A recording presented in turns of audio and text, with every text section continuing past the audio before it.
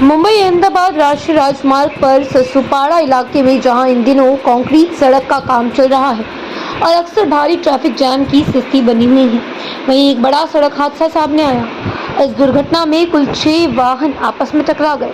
हादसे में शामिल वाहनों में 2 कार, एक बस, एक टेम्पो, एक कंटेनर और एक पिकअप वाहन शामिल है। टक्कर इतनी जोरदार थी कि एक टेम्पो चालक वाहन के अंदर फंस गया।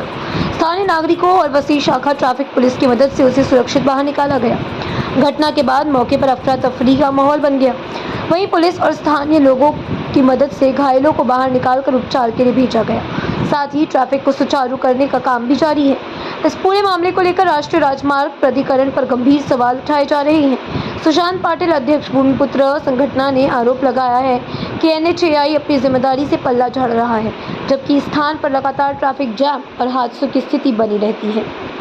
आइए जानते हैं इस मामले पर भूमिपुत्र संगठन के अध्यक्ष सुशांत पाटिल ने क्या कहा।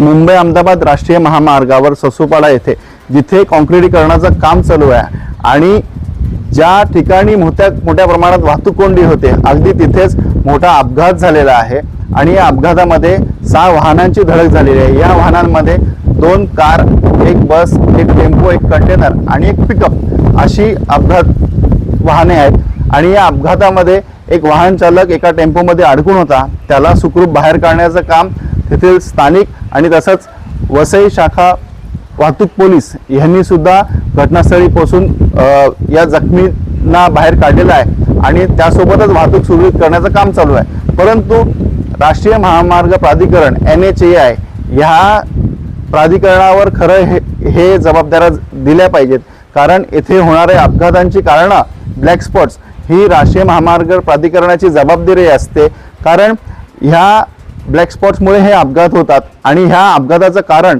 अनेक असू शकतात, परंतु प्रामुख्याने असू शकतं की इथील असलेले अपूर्ण सर्व्हिस रोड खरं म्हणजे अपघात होत राहतात, पण अजूनपर्यंत कुठलेही प्रशासन यावर गंभीर दखल घेत नाहीये अशी आम्हाला शोकांतिका आहे। आणि आता तरी राष्ट्रीय महामार्ग प्राधिकरण जागे होणार का याचा आम्ही सवाल विचारतो।